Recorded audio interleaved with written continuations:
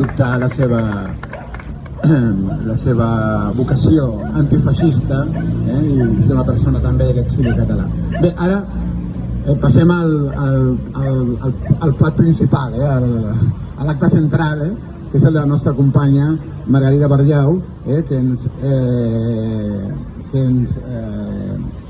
explicarà les aportacions de l'exili català a Mèxic, les vinculacions i per què és bo que no oblidem aquesta gent que va persistir, però que també va col·laborar a millorar la societat mexicana. O sigui, va ser una gent que tot té un doble mèrit, perquè va ser fidel a les seves arrels, però va també contribuir a modernitzar aquella societat. Un aplaudiment per la Margarida.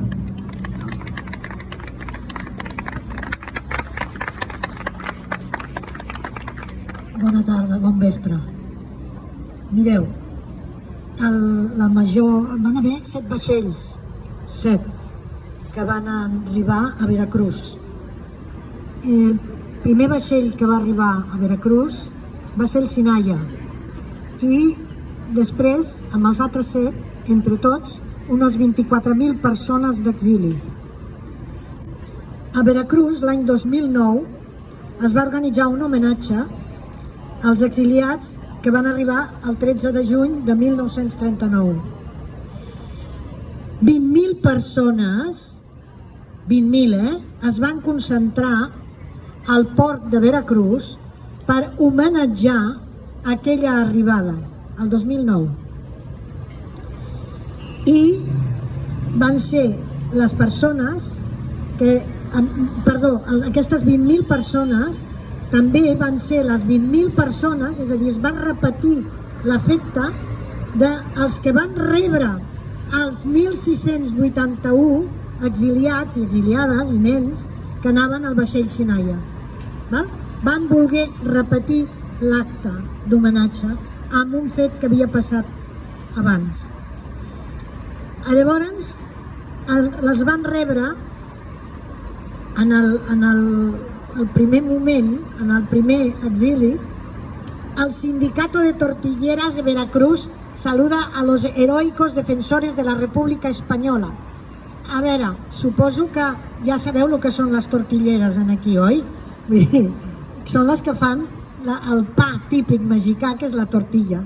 Doncs aquestes dones, aquest sindicat de tortilleres, van a rebre els refugiats amb una pancarta que posava el que us acabo de llegir.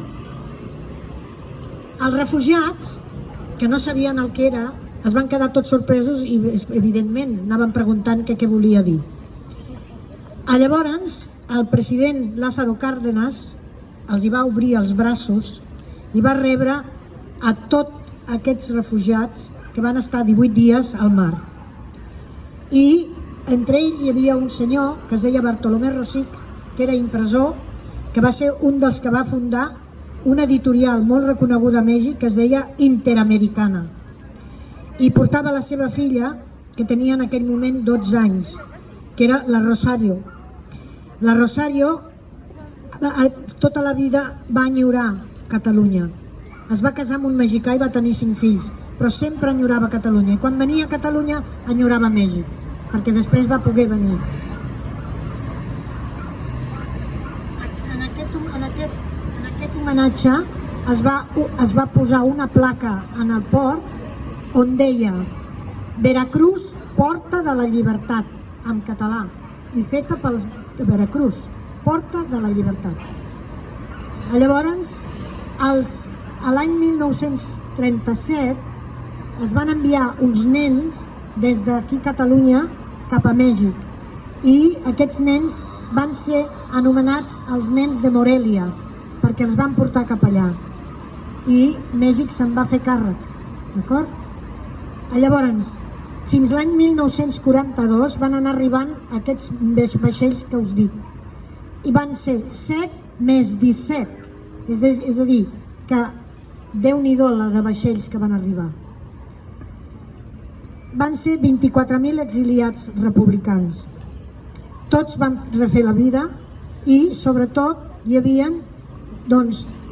intel·lectuals, hi havia gent que era d'enginyers, hi havia pagesos, arquitectes, literats que van fundar editorials, com ja us he dit també, i a més, però aquest va ser abans, i aquest el reservaria per la independència de Mèxic, però m'estimo més també recordar-lo ara, que era en Jaume Nunó, però aquest no era exilat, aquest ja hi era a Mèxic el 1821. I per què el vull anomenar? Perquè és molt important que sapigueu que l'himne de Mèxic el va fer un català de Sant Joan de les Abadeses i que moltes vegades el anem a homenatjar amb personatges de Catalunya que són fills d'exiliats que o viuen a Mèxic i venen, i llavors anem a homenatjar el Nuno. Bé, també suposo que sabeu que Tarradellas va ser escollit president de la Generalitat el 16 d'agost del 1954 perquè l'Irla no es trobava bé, es va començar a trobar molt malament i va dimitir, i llavors es va escollir en Tarradellas, que va anar a Mèxic expressament, precisament perquè l'Irla va demanar que fos ell el seu successor com a president.